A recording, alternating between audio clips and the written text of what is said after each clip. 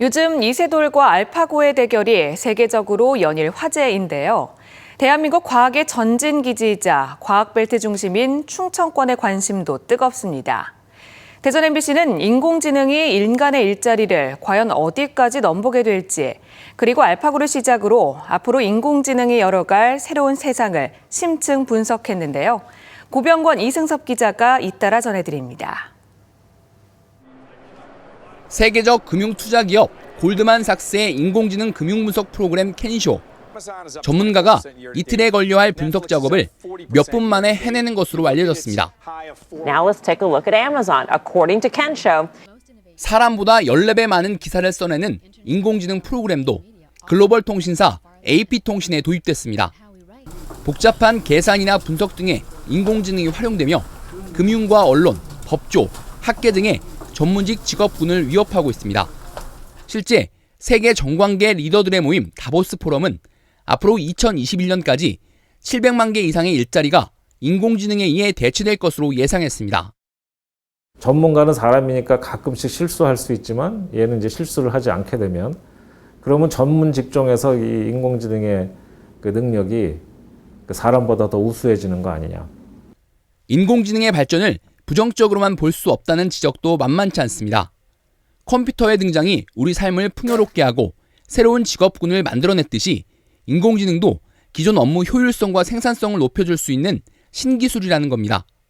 다만 기술 발전 속도가 전문가 예상보다 훨씬 빠르게 이뤄지고 있어 사회적 혼란으로 이어질 가능성이 있다는 게 문제입니다. 상상을 넘어선 인공지능의 능력에 대한 두려움이 적지 않게 생겨나고 있습니다.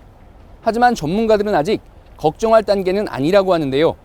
인공지능에 대한 편견과 오해, 그리고 알파고가 우리 사회에 던져준 의미에 대해 이승섭 기자가 설명합니다. 인간을 공격하는 로봇, 군사 방어 목적으로 만들어진 인공지능 스카이넷은 자기 학습 기능을 통해 인류를 적으로 규정합니다.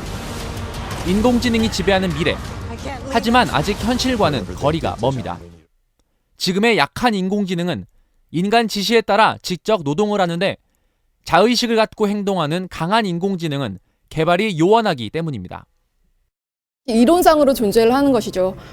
이게 사람처럼 생각을 하고 자아를 갖고 어떤 판단을 내릴 수 있는 그런 기계를 얘기를 하는 것인데 이것은 현재의 기술과는 조금 거리가 있고요. 약한 인공지능의 대표적 사례인 알파고는 여러 분야에 활용돼 인류 생활을 풍요롭게 해줄 것으로 기대됩니다. We should be able to apply it to help human scientists and clinicians and researchers to advance their areas more quickly.